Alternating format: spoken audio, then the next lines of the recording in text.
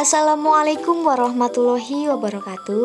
Halo, perkenalkan nama saya Iqfarisya Aprilia dari 10 PPLG 2. Dalam video kali ini, saya akan menjelaskan materi tentang jaringan LAN.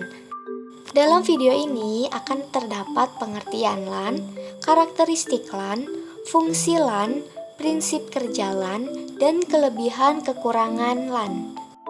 Secara umum, penggambaran jaringan lokal area network atau LAN adalah seperti yang terlihat pada gambar.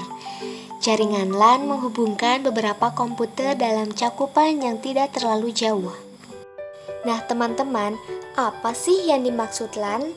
Local Area Network, biasa disebut LAN, adalah jaringan komputer yang jaringannya hanya mencakup wilayah kecil, seperti jaringan komputer kampus, gedung, kantor, dalam rumah, sekolah, atau yang lebih kecil. Sebagai jaringan dengan area lokal, LAN mempunyai beberapa karakteristik yang mudah untuk diidentifikasi, yaitu yang pertama, mempunyai pesat data yang lebih tinggi. Yang kedua, memiliki wilayah geografi yang lebih sempit. Lalu yang ketiga, tidak menggunakan jaringan telekomunikasi dari operator tambahan. Yang keempat, jaringan LAN biasanya digunakan untuk kepentingan pribadi. Dan yang kelima, administrasi pada jaringan LAN dilakukan melalui administrasi lokal. Kemudian jaringan LAN memiliki beberapa fungsi dan kegunaan tertentu. Di antaranya yang pertama, menghubungkan dua komputer atau lebih.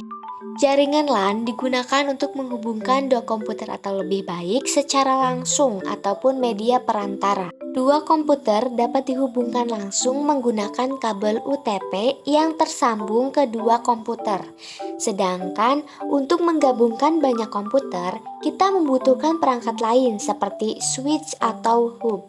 Yang kedua, memindahkan file dari satu komputer ke komputer lainnya. Yang ketiga, sharing printer. Selain berbagi data, jaringan LAN juga memungkinkan penggunanya untuk berbagi printer. Hal ini akan memudahkan seluruh pengguna dan menghemat biaya. Kemudian yang keempat, LAN chatting. Jaringan LAN dapat pula dipakai untuk mengirim pesan antara komputer pada area LAN. Aktivitas ini bahkan dapat dilakukan tanpa harus terkoneksi ke internet meskipun nantinya jaringan LAN akan tetap terlihat online. Lalu yang keempat, prinsip kerja LAN.